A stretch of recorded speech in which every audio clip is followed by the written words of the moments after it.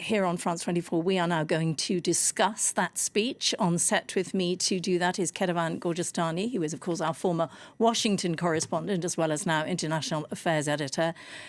Kethevane, wow, such a lot to cover. What did you take away from that?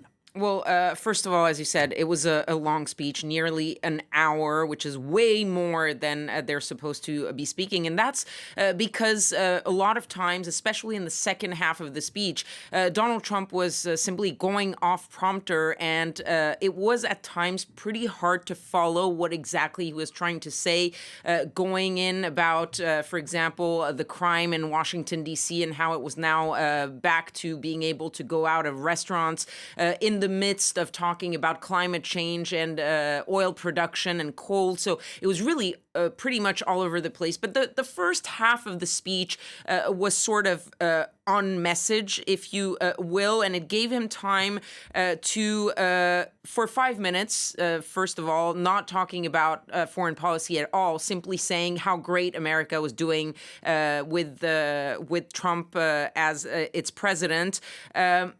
He, of course, which was one of the things that I was talking about ahead of the speech that we were expecting him to do, was to brag about his foreign policy achievements. And we had the line, "I ended 7 wars," with a new twist on that phrase, the 7 unendable wars now that he claimed to have ended. He did mention the 2 that he hasn't been able to end, which are Gaza and Ukraine. But he didn't really go into any details or give any indication or of how he was going to go about trying to end those wars. He is going to have multiple meetings, especially with Vladimir Zelensky, the Ukrainian president, but also with Muslim-majority nations later on today, and then Benjamin Netanyahu next week. But he didn't give any indication to the room as to what he was planning on doing. The second big takeaway is, of course, the slamming and criticism of the United Nations, at one point saying that the UN not only is not solving problems, but it's creating new ones. He was talking in this case about immigration. He also said, when he was talking about the wars that he ended them without any help of the United Nations. He said, too bad I had to do it instead of the United Nations doing it. So really going full force against the United Nations. What was a little bit missing, maybe, was the part that the White House had previewed, which was talking more about that criticism of multilateralism, something that would have been a more sort of traditional Republican written speech. But of course, it was Donald Trump, and he had a lot of things that he wanted to say. So he maybe didn't get to all of the elements that we were expecting him, not a sort of organized thought as to what are the criticisms about a multilateral world and how he wants to change the world going forward. But it was nearly a 1 hour long speech that had a lot of information, but a lot also of disinformation.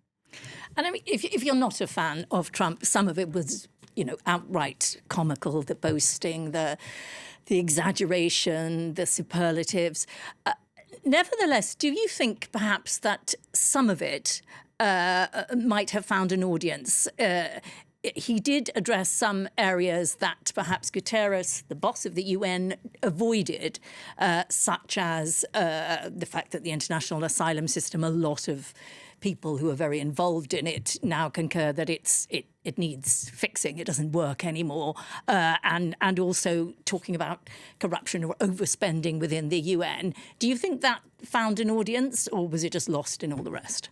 Look, if you were following everything that he was saying and you got to those pieces, there are elements where he is hitting on a sore spot for the United Nations. And the first one that sort of jumped out, because we hear it all the time when we see the communiques or the statements coming out of the UN about any crisis, which is that we're very concerned about the situation in X country. And he said it's a lot of words, a lot lot of letters but no action. That is something that a lot of people, even people who believe in the United Nations, feel is an issue because they may not be living up to the ideal of the United Nations. And sometimes people want to see more than just concern on a piece of paper, on a statement of the United Nations.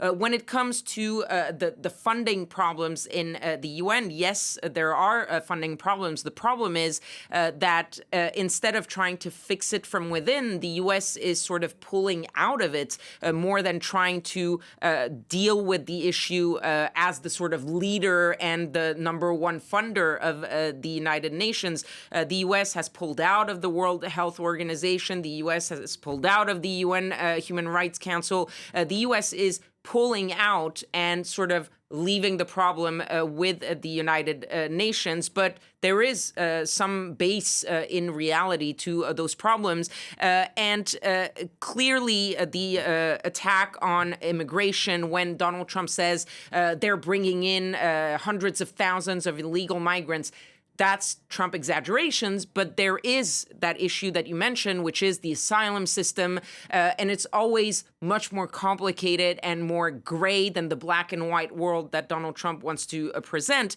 But clearly, these are elements that are questions that people have asked about the United Nations. People have criticized the United Nations on. But as you said, it sort of gets lost in, first of all the things that he has said, and B, the fact that even when he's talking about something that could be a real area of concern, he feels the need to exaggerate or even lie about what exactly is happening. Yeah, and the escalator story about being stuck on the escalator, you know, there are two ways of looking at that. Some people say the UN is underfunded. That's why the escalator keeps breaking. That's what UN staff keep saying. He, of course, would say they're overfunded and use their money not wisely. Who was he talking to? Do you think he was talking to a US audience more or around the world?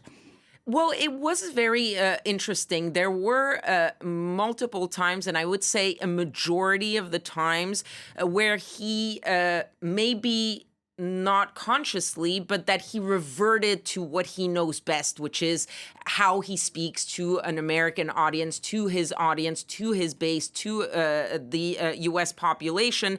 And then at times when he was attacking them, he was talking to the Europeans. When he was attacking them, he was talking to the Indians, to the Chinese, to the United Nations as a whole.